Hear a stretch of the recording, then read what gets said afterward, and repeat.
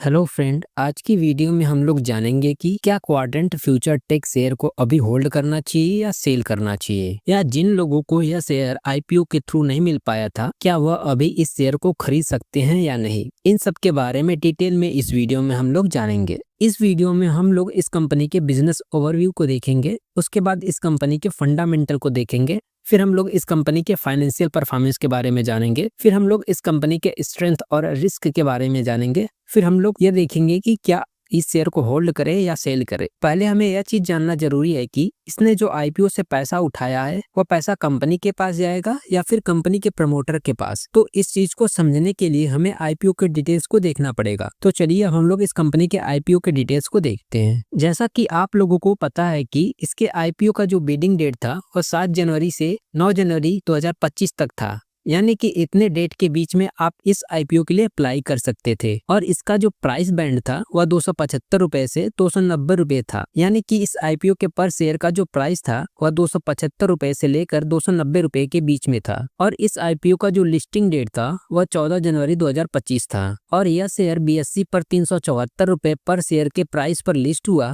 वहीं पर एनएससी पर यह शेयर 370 रुपए पर शेयर के प्राइस पर लिस्ट हुआ। एनएससी पर इसका अप्रॉक्स 29% का लिस्टिंग गेन था। और यह कंपनी आईपीओ से टोटल 290 करोड़ रुपए जुटाई है। एक अच्छी बात यह है कि इसका सारा पैसा यानी 290 करोड़ रुपए फ्रेश इशू से आया है। इसका मतलब यह हुआ कि कंपनी जितने भी पैसे जुटाई है आईपीओ से उसका यूज अपने बिजनेस के एक्सपेंशन में करेगी, जो कि अच्छी बात है इस कंपनी के लिए। अब हम लोग इस कंपनी के बिजनेस ओवरव्यू को देखते हैं। यह कंपनी सितंबर 2015 में स्टेब्लिश हुई थी। यह कंपनी रिसर्च ओरिएंटेड कंपनी है जो कि इंडियन रेलवे के कवच प्रोजेक्ट के अंडर नए जनरेशन के train control and signalling system develop कर रही है। कवच एक एंटी कोलिजन सिस्टम है और ट्रेन की स्पीड और ब्रेक को मॉनिटर करके दोनों ट्रेनों को आपस में टकराने से बचाता है। इसके साथ साथ यह कंपनी स्पेशलिटी केबल की भी मैन्युफैक्चरिंग करती है, जो कि इलेक्ट्रॉन बीम इरेडिएशन सेंटर के साथ इक्विप्ड है। स्पेशलिटी केबल स्ट्रॉन्ग मटेरियल से बने होते हैं जो कि नॉर्मल केबल की कंपैरिजन में ज्यादा मजबूत होते हैं। इस स्पेशलिटी केबल का यूज वहां किया जाता है जहां पर नॉर्मल केबल वर्क नहीं कर पाते।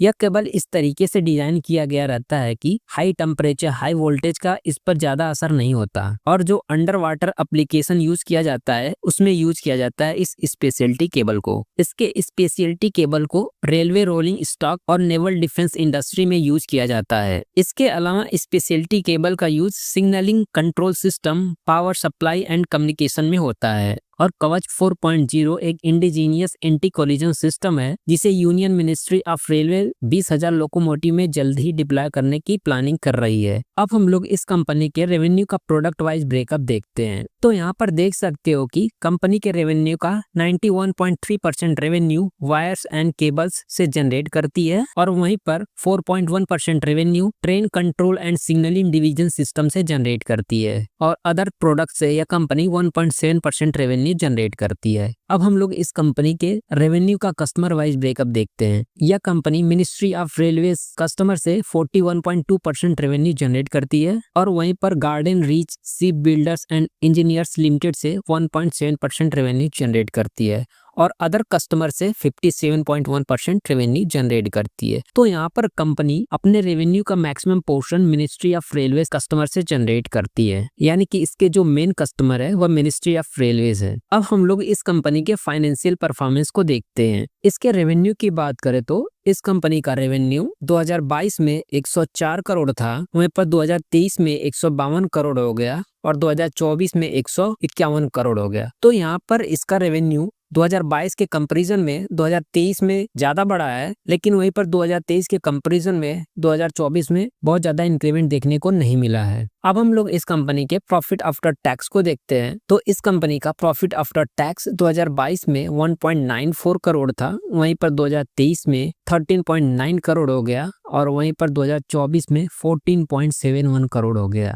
तो यहाँ पर कंपनी का प्रॉफिट भी 2022 के कंपैरिजन में 2023 में बढ़ा है, लेकिन वह 2023 के कंपैरिजन में 2024 में ज्यादा इंक्रीमेंट देखने को नहीं मिला है। और वहीं पर पिछले हाफ ईयर में 30 सितंबर 2024 तक यह कंपनी 12 करोड़ लॉस में है। आगे चलकर यह बताएंगे कि क्यों यह कंपनी लॉस की है। और इसके नेटवर्थ की बात करें तो 2022 में इसका 15.61 करोड़ का नेटवर्थ था, वहीं पर 2023 में 29 करोड़ का नेटवर्थ था और 2024 में 44 करोड़ का नेटवर्थ था। तो कंपनी का नेटवर्थ लगातार बढ़ा है, जो कि अच्छी बात है इस कंपनी के लिए। और इस कंपनी के रिजर्व एंड सरप्लस भी बढ़ते हुए दिखा है। तो कंपनी का जो फाइनेंशियल परफॉर्मेंस है वह 2022 के कंपैरिजन में 2023 में अच्छा है, लेकिन 2024 में गिरावट देखने को मिला इसके फाइनेंशियल परफॉर्मेंस में। पिछले 6 महीने में कंपनी को जो लॉस हुआ है उसका रीजन यह है कि कंपनी अपने बिजनेस ट्रेन कंट्रोल सिस्टम में एक्सपेंशन की है, जिसकी वजह से कंपनी लॉस में गई है, क्योंकि इन्होंने अपने पैसे का यूज एक नए बिजनेस ट्रेन कंट्रोलिंग सिस्टम में लगाया था। इसी वजह से इस कंपनी को लॉस फेस करना पड़ा। अब हम लोग इस कंपनी के फंडामेंटल को देखते हैं। तो इस कंपनी का ROE यानी रिटर्न ऑन इक्विटी 33.41% है, जो कि बहुत ही अच्छा है। वहीं पर कंपनी का रिटर्न ऑन कैपिटल एम्प्लॉयड 26.12% है। कंपनी का ROCE भी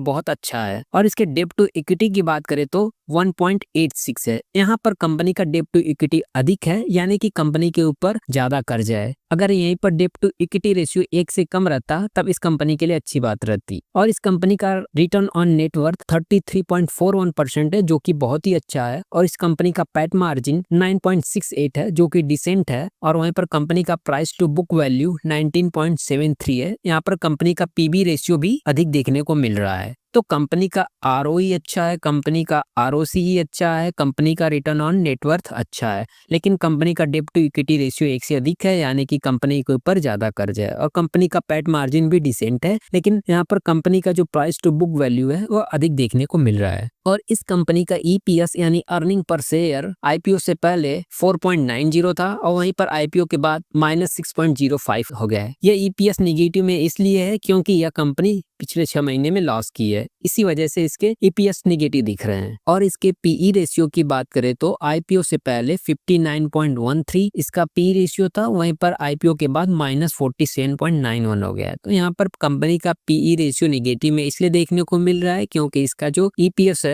वह निगेटिव में है। और इस कंपनी का मार्केट कैप 2062 करोड़ है, यानी कि यह कंपनी स्मॉल कैप कंपनी है। यहाँ पर देखोगे तो कंपनी का रिटर्न ऑन इक्विटी 2022 में मात्र 12 था और वहीं पर 2023 में 47 हो गया, 2024 में 33 हो गया। और इसका डेब्ट टू इक्विटी रेशियो 2022 में 5.19 था, 2023 में 2.52 था और 2024 में 1.86 है। तो यहाँ पर कंपनी का डेब्ट टू इक्विटी रेशियो घटता हुआ आया है, जो कि बहुत ही अच्छी बात है, यानी कि कंपनी अपने कर्ज को कम कर रही है। अब हम लोग इस कंपनी के प्रमोटर होल्डिंग को देखते हैं। इसके प्रमोटर होल्डर की बात करें तो इसके प्रमोटर होल्डर मोहित मोहरा है, अमित धवन है, अमृत सिंह रंधावा है, रुपिंदर सिंह है, विशेष अब्रोल हैं एंड विवेक अब्रोल हैं। तो ये सारे इस कंपनी के प्रमोटर है। और वहीं पर IPO से पहले इसके जो प्रमोटर की होल्डिंग थी 93.33% थी, वहीं पर IPO के बाद इसके प्रमोटर की होल्डिंग 70% हो गई। तो यहाँ पर इस कंपनी के प्रमोटर की होल्डिंग भी अच्छा खासा देखने को मिल रहा है। अब हम लोग इस कंपनी के रिस्क को देखते हैं।